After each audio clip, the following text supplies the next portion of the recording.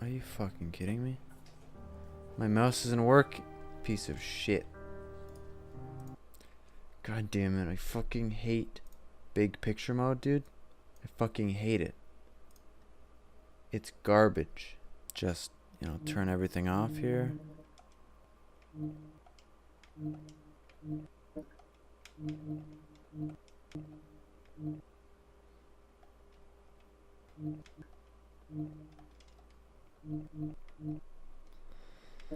I really shouldn't have set that up. I thought it'd be cool, but it's not.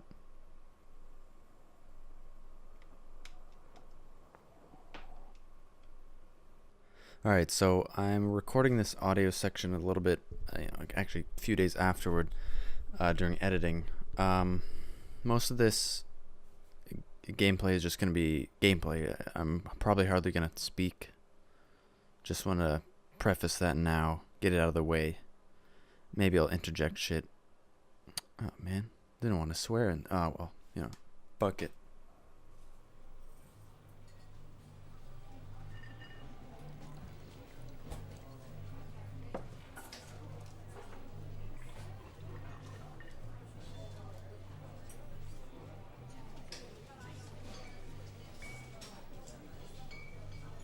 Oh, why does my mouse keep popping up?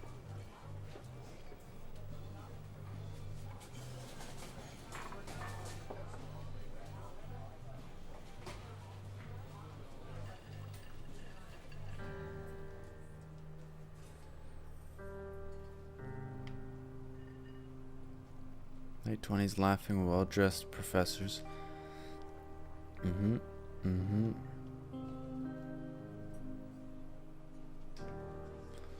So what's your, major? You...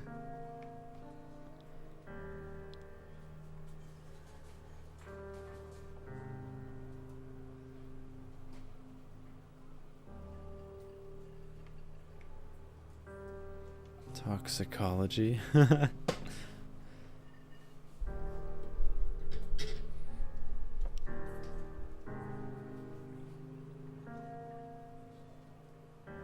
One week later, you're Julia's boyfriend. Okay.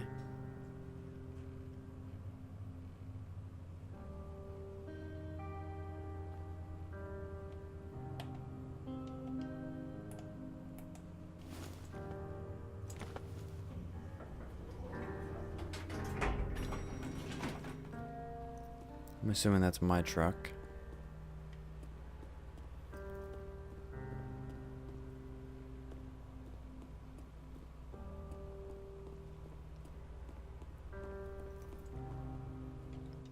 Give me a minute. Configure. I'm doomed.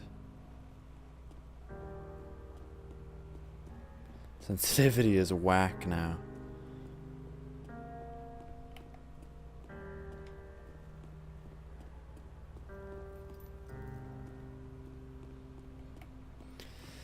Well, change the controller config, so now I'm completely not used to it. This is going to be really good.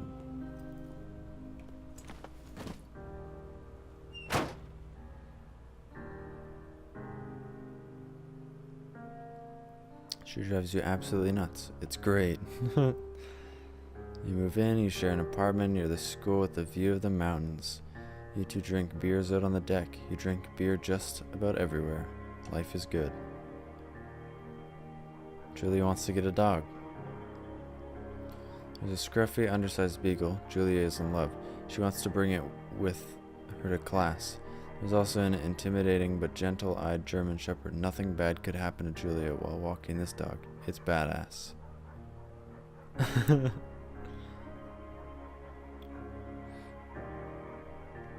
Ooh.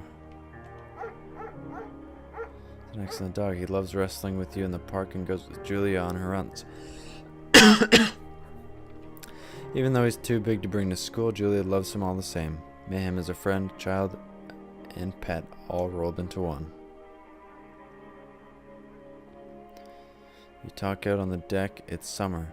9:30 p.m. and the heat still radiates off the high desert. What do you think about kids? She asks. Kids? They're not very smart. or good at much. I'm saying if you and I had some. A couple little idiots.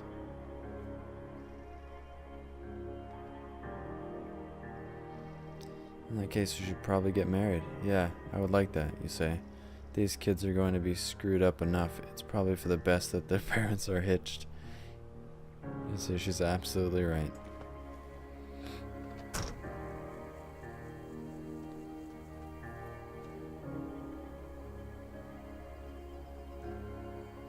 Dude, like the mouse sensitivity is... I actually like it. How fast it is.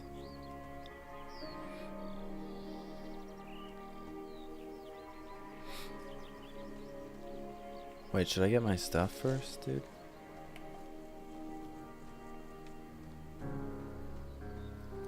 Oh, I got it. Okay.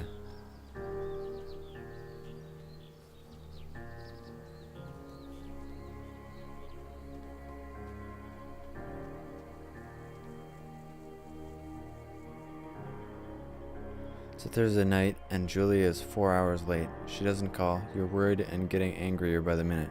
She walks in after you've gone to bed. She's not quite drunk, but she's clearly been having a fun time. You fight when she gets between the sheets.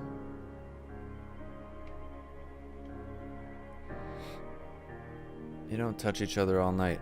The next day you feel guilty for being so angry and ask her about her evening. She says it was great. You hold it onto a tiny pill of resentment. You make some coffee and go to work.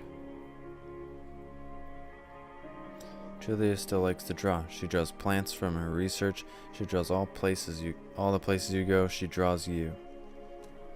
You frolic like like Victoria's Secret model.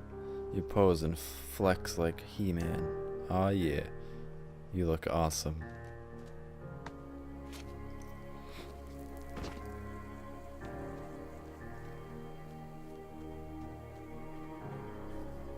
Man, he's been on quite a hike, eh?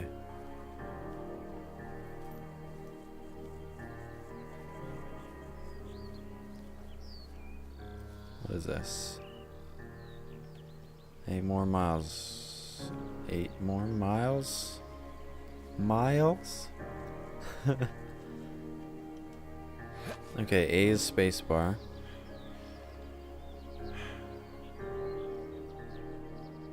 During the summers, you and Julia enjoy walking mayhem at night.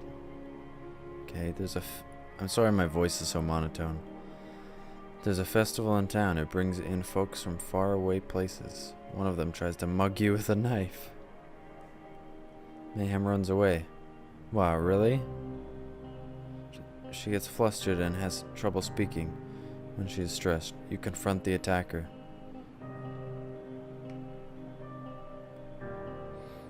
You reach into your pocket like you've got a gun and threaten to kill.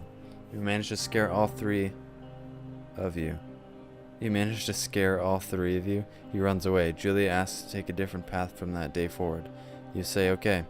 You don't want to go that way either. From then on, you walk by the river. Plans to have kids get waylaid by work. Julia gets offered a job at Yale. Yale is a Connecticut, 2,000 miles away. It's a great job, associate department chair. She wants to move. You absolutely do not.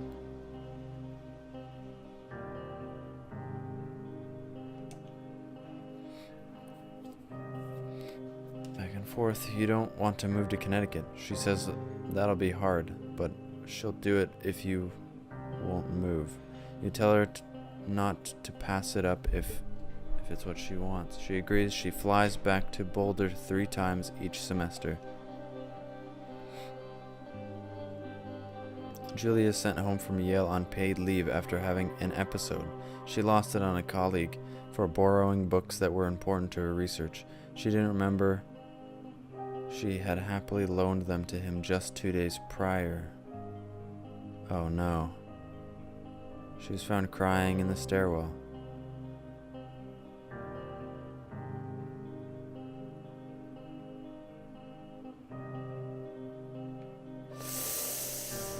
You say that maybe you guys should talk to someone about it. You make macaroni and drink wine and try to forget about it. This is a tough decision. That's one episode.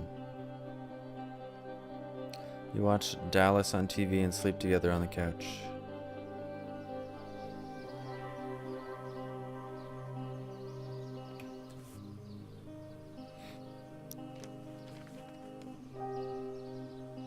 He-Man. Hell yeah. Mayhem is getting older. He's got silver hair down his back and slows down at night. You and Julia walk him to the bar to see your friends, and it feels like nothing has changed. Julia goes back to university. Julia's affliction gets worse. She can't remember things in class. Her research is in shambles. She drives her car to the next town over for no particular reason and has to be brought home by the police. She is devastated. She is sent home on permanent medical leave. Some days you get the Julia who calls you a dope and your unborn children like idiots. Other days you get a stranger. She pulls you into bed to make love. After 5 minutes she goes into a panic, believing her dad is at the door. You tell her family. They are crushed and begin to make trips to and from their home in Australia to visit her. For a while your friends come by with little things to brighten the day. She gets worse. You spend your days following Julia around the house. You count the seconds between the 2 weekly visits from Daniel, the nurse. From Daniel, the nurse, not Danielle. He suggests that Julia could live somewhere else, somewhere with 24-hour care, a home. It sits with you for a couple months.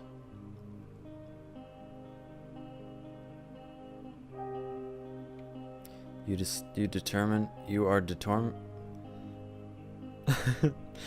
are determined to take care of her by yourself.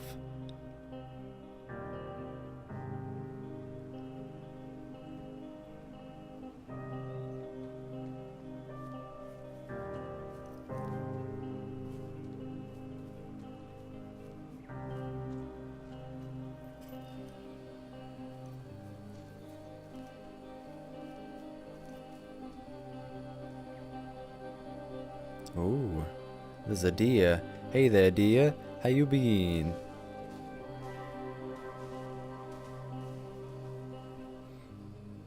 It is impossibly hard. The worst it is when you get mad at her, like when she tries to cook her own food.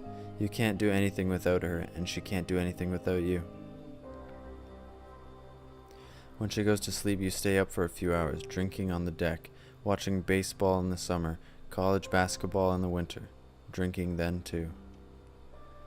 You start going out after you put her to bed. The first time you do it, you worry about her getting up and walking around while you're gone. You trust that she sleeps like a rock. You put a chair in front of the bedroom door. You go to the same bar at the boring end of Pearl Street. It's nice there. Over time, you tell Sheila, the bartender, everything. It's a huge weight off. You're home and in bed at 1 a.m. a couple nights a week. You look forward to those nights. One night you are stopped at a DUI checkpoint. You blow a .10 and are taken to jail for the night. You consider trying to hide it, but you tell your sister-in-law, Susan. Julia's parents take the next plane from Australia. They can't believe the state your house is in. Then they tell you Julia is coming to live with them. You don't argue. You say you'll visit soon. A few weeks go by. Summer is coming and you see an ad in the paper for a job. You take it.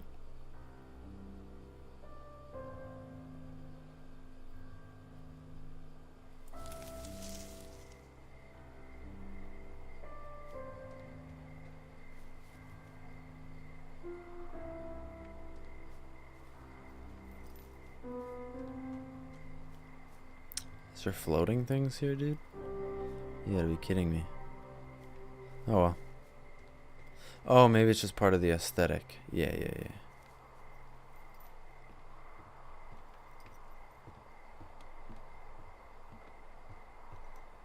Yeah, wow. It's pretty nice. I mean, for a lookout.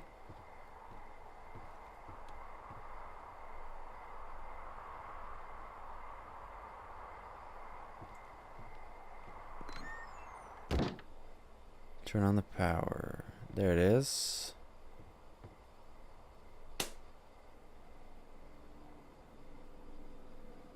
Hello, Two Forks Tower.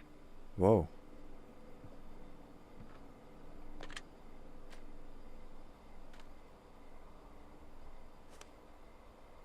Hold left shift to activate radio.